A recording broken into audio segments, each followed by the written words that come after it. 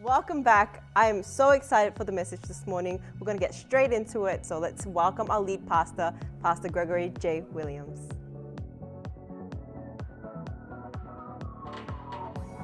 You know, we have faith not because of the words of Jesus and not even because of the teaching of Jesus. We have faith because of this event, the resurrection of Jesus, that changed everything, right? And here's the amazing thought. The disciples, they followed Jesus. And when Jesus died, when they crucified him, they all split up and they all went in different directions because they thought this movement, this thing that was started is done. Because so many times in the past, different people started different ideas and different thoughts and different philosophies, and then they either got killed or executed, and all their followers split up. And so that's what they thought happened here, because Jesus was crucified, and they thought, well, I guess this is the end of the story. And so they all went off in different directions. You know, Peter, who was close to Jesus, he didn't know what was happening, and he went off, he denied Jesus, he turned away, and but then something marvelous happened. 3 days later, Jesus rose from the dead. And that's what changed everything. Because before that, they might have heard what Jesus said, they might have even listened to what he taught about, but it was the resurrection that made them true believers. And they were eyewitnesses to one of the most important things in the history of the world. And so that's why I stand here today, and that's why you are sitting perhaps someone else who's a Christ follower, because they have also believed in this amazing instance that Jesus rose from the dead. And it's not because it's a story, it's because we have eyewitnesses that saw this marvelous event. And I said that's why I stand here, because I believe Jesus rose. Amen? Amen. So, he conquered death, and because he conquered death, in him we can conquer death too, because we are believers of Jesus. The reality is that not many people understand this. Sometimes people struggle with this concept, because here's what the world we live in. The world we live in is kind of like a multiplicity and a plurality of faith, because you think, well, it doesn't matter what you believe and what I believe, as long as, we all believe and ultimately all paths lead to God. That's the kind of world we live in. And everyone says, it's okay, you can believe what you want and I'll believe what I want, and it's okay, everyone's right. But the reality is that when you look at Jesus, when you look at who he is, and today I want to present you with Jesus. Not a fairy tale version of Jesus, not a feel-good version of Jesus, or story that you might have heard when you were a kid. I want you to consider Jesus, the real Jesus. The one who walked around, who was living, who was breathing, who did marvelous things. And so today I want you to see who Jesus is. And I want you to consider what he says. Because if his words are real, and if he is real, then we have a real question that all of us have to wrestle with. The reality, of course, is that no one really debates his life existence. There's many scholars that lived at that time, apart from the followers of Jesus, that acknowledge that he was a real person. He existed. He walked around. He did marvelous things. And there's massive evidence in all of history that point to this was a real person. And most people don't even dislike Jesus. In his time, he was loved, he was appreciated, a lot of people followed him. And for most people in the world, even if they don't believe in Jesus, they actually like what Jesus talked about. Because how can you not like what he talked about? He was insightful, he was helpful. Some of the things he might have said were a little bit hard to do, but they were not wrong. In fact, his teaching says, love someone. Is that a bad thing? Love everyone else. Help someone else when they're down. Bless someone else, serve someone else, forgive them when they do wrong to you. That's not a bad thing, that's a good thing. But why do people get offended by Jesus? Have you ever thought about that? Why do people get offended by Jesus? I believe it's because of the exclusive claim of Jesus. Jesus made some statements, and if we are to wrestle with the veracity of what he says, it leaves us with questioning who he says. And if he says something, and if he's true, and if he's genuine, then we have to deal with the consequences of what he says. Now, here's one of the offensive or exclusive things that Jesus said. John, one of his disciples, documents this, and he says, Jesus answered in John 14, verse 6, listen to this. I am the way and the truth and the life. No one comes to the Father except through me. That's a very exclusive statement, isn't it? He's not saying there's multiple roads to God. He's not saying you can do that and you can think this and you can follow that. He's saying, no. There isn't multiple paths. There's only one path. He says, I am the way, right? He's not saying I am a way. He's saying I am the way. He's not saying there's multiple truths. He's saying I am the truth. And he's not saying there's multiple ways you can live life. He's saying there's only one way, and he is the life. And then he makes a further exclusive statement. He says, no one comes to God except they go through me. Now that people get offended with, because how can you claim that you are the only way? How can you claim that there's no other way, everything else is not right, but you are right? People get offended by that. How can you claim that? But here's what we have to understand. In the inclusive world that we live in, we don't want to offend everyone. The world is moving in a direction where you can't say something that offends someone else. You can talk about something that offends someone else because we're all right. We all have the right way of thinking. There's no one wrong. Everyone's right. But Jesus challenges that thinking. And that's when people get offended. They don't get offended by the little baby Jesus at Christmas. Oh, it's a little cute baby. How cute. But when he starts talking, when he starts saying things like, I am the exclusive way, people say, how dare you? How can you claim that you are the only way? Are you diminishing other people's faith? Are you diminishing what they believe? But Jesus made this exclusive claim. But here's the truth. It leaves us with the question, do we believe what he says, or is he a madman? You can dismiss it and say, you're crazy, Jesus. And whatever you say, that's totally irrational. It's not even making sense. Or what you say is true. There's only two options all of us face. Either we dismiss him or we believe him. That's it. You and I are left with that choice. We can dismiss the words of Jesus or we can believe the words of Jesus. What do you believe? It's your choice. Maybe you're here and maybe you didn't even consider yourself to be a religious person. I'm not into religion. I don't know, whatever. I'm just here. Maybe you don't even have a faith. But today I want you to consider what Jesus says. I don't want you to consider church. I don't want you to consider, joining something. I don't want you to consider even me. Because you know what, the reality is that I'm not perfect. I make mistakes. And if you find out other people, Christians or Christ followers around you, they're not perfect either. Some of you know them. They might be a bit judgmental. And they might act a certain way because we're not perfect. We're trying. So I'm not asking you to consider anything else. I'm just asking you to consider Jesus. Take him for what he says. Consider him. And that's what I want you to see. No matter what your background is, I want you to understand that Jesus did not come to start a religion.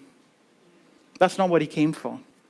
He didn't come to create Christianity. That might shock some of you, but it's true. He did not come to create Christianity. He didn't come to make a bunch of Christians. That was not his mission. So as I said, don't look at Christians and judge Jesus, because sometimes we're a very poor reflection of who he is. Because sometimes we don't always live up to what Jesus asks us to live. So don't look at me, don't look at anyone else, and that's why I'm saying to you today, I want to be absolutely clear. Don't consider any of us, just consider Jesus. him by himself. Let him stand on his own merit. And so today I want to give you 3 aspects that I want you to think about in the next few minutes that I have. So number 1, consider the ministry of Jesus. Consider the ministry of Jesus. Mark, one of the documents who got the story from Peter, Peter, the apostle I was talking about, he wrote this, and this is what he says. When the teachers of the law, who were Pharisees, saw Jesus eating with sinners and tax collectors, they asked the disciples, why does he eat with tax collectors and sinners? Because you know what? If he's a religious person, why is he hanging around with those sinners, those tax collectors, those people that are not even allowed? On hearing this, Jesus said to them, it is not the healthy who need a doctor, but the sick. I have not come to call the righteous, but sinners. See, the reality is that Jesus came for the messed up people, who I am chief. I was messed up. I'm still messed up some areas of my life. I don't have a perfect life. And all of us acknowledge, especially those who follow Jesus, the reason we follow Jesus is because we don't have a perfect life. We have things in our life. We have areas. Some of us have skeletons in our closet that we don't want to open because you might be appalled by what you see. But we don't have it together. No matter what someone says, we don't have it all together. Here's the important fact that I want you to understand. Jesus didn't come for the religious people. He came for the people religion rejected. That's who he came for. Because when they said, hey, those people are messed up, they're not able to come to our gathering because we are the good ones and they're the sinners and they're the messed up ones and they're the ones that are out there. Why are you hanging around with them, Jesus? Aren't you supposed to be a rabbi? Aren't you supposed to be, a teacher? But you're hanging around with these irreligious people? But that's who he was. That's who he came to be. The people that religion despised, Jesus loved. And they loved him back. They followed him, and he did amazing things. People came to him, and they brought people who they caught in sinful acts. They brought this woman who was in the middle of adultery. They brought her to Jesus, and said, this woman, we've caught her in the act. If you're a religious person, you should judge her and condemn her. But Jesus didn't. He forgave her and loved her and sent her away. And then he turned to those judgmental people who were religious and said, if you have no problem in your life, if you have no sin in your life, you can cast the first stone. They were convicted and walked away because they all had areas in their life that were not perfect in. If you look at the ministry of Jesus, Jesus did amazing things for ordinary people, people who weren't considered to be right or holy. He did great things. He by the power of God, he opened the blind eyes and he healed deaf ears and he made the lame walk and he lifted up people that were downtrodden. He made the mute speak and he healed lepers. He fed thousands of people that came after him with a few loaves of bread. He walked on water. He healed the sick and he raised so many people out of their afflictions, sickness, and disease. See, the reality is that critics did not question whether Jesus was able to perform these acts. They just wanted him to stop. They began to question, with what power are you performing this? Because you see, they were around to see what he did. So how can you deny your own eyes? They couldn't deny their eyes. They just wanted him to stop. Some of us sitting around you, some of us sitting on these chairs today have also been touched with the ministry of Jesus. Because some of us were alcoholics. Some of us were addicted to all kinds of things. Some of us went through problems in our life, but through Jesus we have been redeemed. Just like those people. So consider the ministry of Jesus. We have been transformed. I have been transformed. I wasn't perfect. I've been transformed by the ministry of Jesus. So consider the ministry of Jesus. Number 2, I want you to consider the resurrection of Jesus. I mentioned this right at the start. What does this actually mean? What does the resurrection actually mean? Well, what kind of God would die for his followers? Usually kings, when they go into battle, they don't go at the front. They send their soldiers and foot soldiers. They stay at the back and expect them to die for them. But this God goes before his people. People that didn't even believe in him, people that cursed him, people that spat on him, people that beat him to death. He went for them. They didn't even believe in him. But yet, he loves us. And he hates our condition. And because of his despise of our condition, he came close to redeem us, to give us strength. This is the God that we love. This is the God that we serve. The picture of love is not a little heart. The picture of love is a cross where a man died for you and for me that was innocent, that had nothing on him, but he paid the price so you can go free. That is a picture of love. That a God would come near and tell us that we are loved, that we are valuable, that we are appreciated. That's love. That he would go before us. The disciples, as I mentioned, Peter, who was close with Jesus, when Jesus was arrested, as you heard in our production this morning, he cursed God and he said, you know what, I'm not associated with Jesus. None of them hung around Jesus for very long after he was arrested. They thought this thing was dead. But then when they saw what Jesus did, that he rose again, it's what transformed their thinking. And this is what Peter writes to other people later, because he's a witness. He is an eyewitness. See, Christianity did not begin because of faith. It began because of evidence. People said, this is the evidence I see with my own eyes. So it's not just believe in something. No, it's because I saw, and I'm telling you what I saw. Therefore, I believe. And because I saw, you can believe too. Because I'm an eyewitness of this thing. So Peter writes this. He says, you killed the author of life in Acts 3:15. But God raised him from the dead. We are witnesses of this. We saw Jesus on that cross. We saw him die. We put him in that grave. We sealed the stone. But then he came up alive. We saw him alive. That's why we believe, because we saw. You know, detractors goes, well, you know what? Maybe the Roman soldiers actually stole his body. Maybe. But why would they steal a body that doesn't help their cause? It's easy to present and say, no, he's not risen. Here's his body. We have it right here. But they didn't.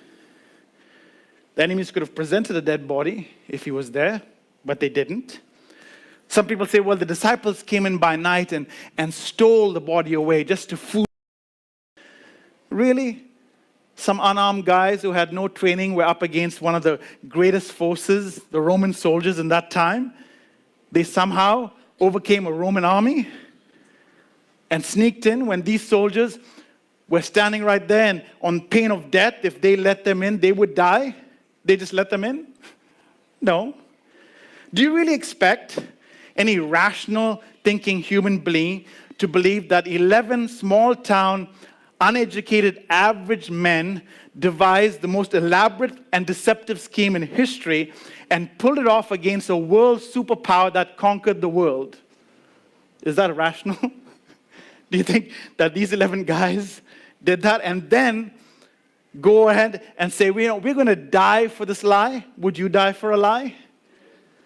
At great personal cost, when they saw the resurrection, they went out and told the story. And most of them, 10 of them in fact, were executed for it. They died. There's one guy who doubted. His name was Thomas. He's like, well, I didn't see, but I want to see Jesus. I want to touch him. I want to put my finger in his side and feel that, and then I'll believe. And that's what he did. He saw Jesus. You know what happened to Thomas? He went to India. And he spoke about Jesus in India. And that's where the church in India began to grow. But you know what happened to Thomas after that? They impaled him. He died a horrible death because of what he witnessed and what he believed. Would you really be willing to die for a lie? unless they believe something.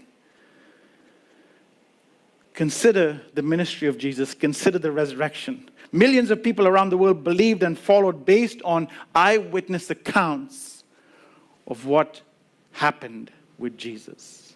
Not because of faith in some story, not because of faith in some sort of made-up man, but a real Jesus who lived, who breathed, and died. They saw and they heard it from real men and women. Not because it was written in some book, but because credible witnesses testified to the resurrection of Jesus. Consider his resurrection because it changes everything. And the third aspect is consider the eternal message of Jesus. Paul was this guy, a religious guy. He was a Pharisee. And he hated the Christ followers. You know, the early church, he hated them. He hunted them down. He arrested them. He killed them. He separated families. He absolutely despised them because he thought they were doing something absolutely wrong and an affront to God. But he had this marvelous encounter with the risen Jesus. And his life was transformed. And he writes this, he says, well, how are we to be right with God? Is Jesus exclusive? Is he the only way? What about other faiths and other religions? But this is what he believed. He came from Judaism. And this is what he writes in his letter to some church in the Roman area. He writes this, we are made right with God by placing our faith in Jesus Christ. And this is true for everyone who believes, no matter who you are. No matter where you are, no matter what your past is, no matter what you thought about yourself or your background, no matter where you came from, you get in by placing your faith solely in Jesus Christ. Because you see, if Jesus rose from the dead, and if you put your faith in him, then you will have life eternal too. There's no other way. Jesus said it. See, many people believe, well, it's just by doing good. You know, if I'm a good person, and I do good things, and I help people in need, and I'm just generous with my time, I'm just generous with my energy, I'm just generous with those people around me, I'm just going to be nice, I'm going to be good. I'll get good things. I'll be good. The reality is that that's not how it works. It doesn't matter how good you are. It doesn't matter how good things you can live your whole life doing great things, but it doesn't make you a good person because we try to define our acts and then enforce it into our character. Our character is not defined by our acts because we can be doing external good but having really bad thoughts inside. You ever done that? You're doing something nice for someone, you go, I despise you. I'm just putting on a fake smile. So you can do great things, but your heart might not be in the same place as your actions are. So it doesn't matter what good you do. There's nothing that you can do to make yourself right. Not being good enough, not being kind enough, not being generous enough, even not being compassionate enough. There's nothing there. There's nothing you can do except what Paul says by placing your faith in Jesus. I remind you again, Jesus did not come to create a religion. He came to offer a relationship. You see, religion says it's all about me. If I do this, then I'm going to be somehow better.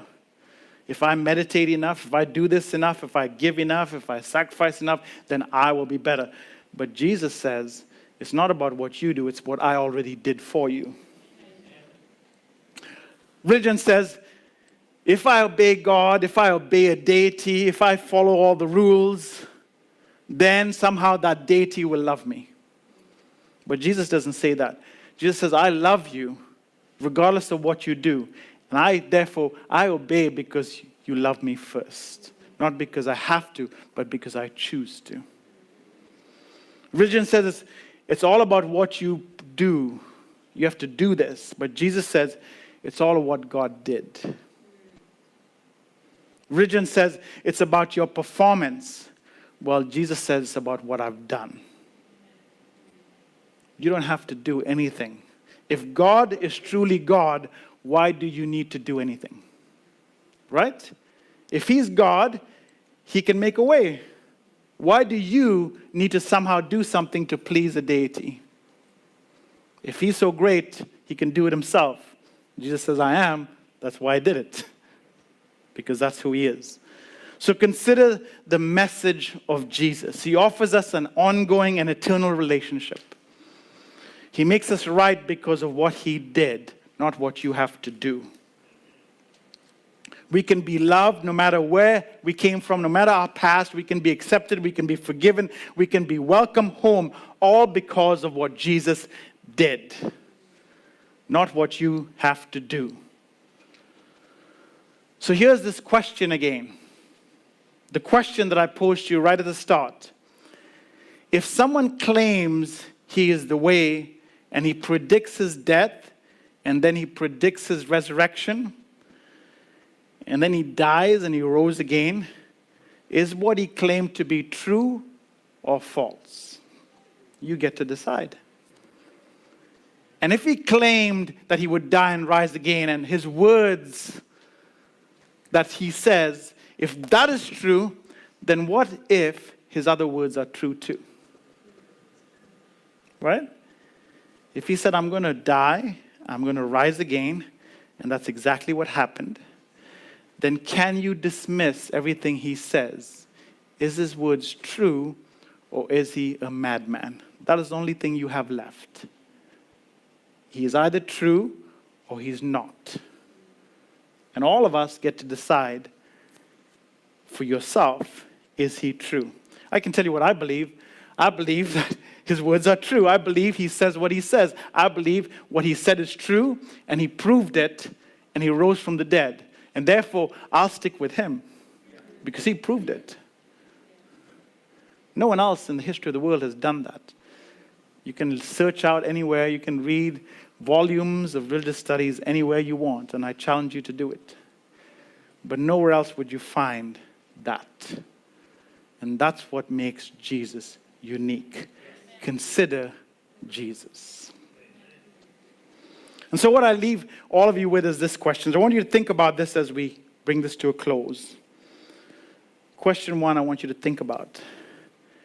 If what Jesus claimed about God, life, and his way true, what does that mean for you? If what he claimed, that he is the way, the truth, and the life, if what he claimed that he would die and rise again, and that is true, what does that mean for you? Can you afford to reject it, or will you accept it? And here's the amazing thing about Jesus. He doesn't force you to do either. It's always been your choice. It will always be your choice. He doesn't force anyone into religion. He just offers relationship. A relationship that goes from better to great all the time. If you're not sure, does that mean that if I follow Jesus, I won't have any problems? No, in fact, I have more problems. But here's the thing. I have someone that loves me and takes me through. That's what makes Jesus unique. He doesn't absolve us of issues. He doesn't say, okay, well, now that you follow me, you're going to walk on clouds, you're going to have angel wings, and you're going to float around like everything's okay. No, I realize that even though I go through problems in my daily life, I have someone that loves me, that has forgiven me, and I know without a shadow of a doubt that I'm loved and forgiven. That's what he does. So, if what Jesus claimed about God, life, and his way true, what does it mean for you? And I have another one I just want to throw in. A second question for you. What will you do with Jesus' offer of relationship? What will you do with Jesus' offer of relationship? Like any good relationship, he doesn't force his way in.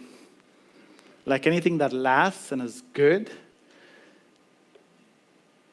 he helps in time of trouble. It's up to you. He extends his hand. It's up to you whether you choose to put your hand in his hand or not. You can say, well, I don't want to. That's perfectly right. That's within your power to do. But Jesus offers us ongoing, eternal relationship. And we have that. And if you talk to someone that believes in who Jesus is. And so today I don't offer you religion. Today I don't offer you to join a church. I don't offer you to do any of these things. I just ask you to consider Jesus, because He is the ultimate life, the way, and the truth. Let's stand. I hope you've been encouraged by the message today. Now, if you've decided to follow Jesus today, we just want to say we're so excited for you. And please don't be afraid to reach out to us, to be in connection with us, because we'd love to hear from you and join you in this journey. Hey everybody, if you'd like to support us today, please give to the link down below. And have an awesome week. We'll see you soon, Transformers.